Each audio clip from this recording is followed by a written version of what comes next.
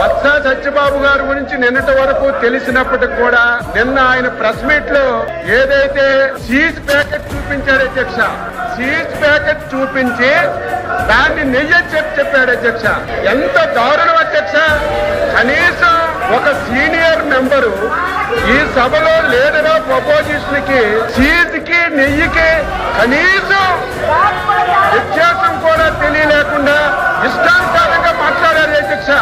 దాని మీద హెరిటేజ్ సంస్థ లీగల్ నోటీస్ కూడా ఇచ్చారు.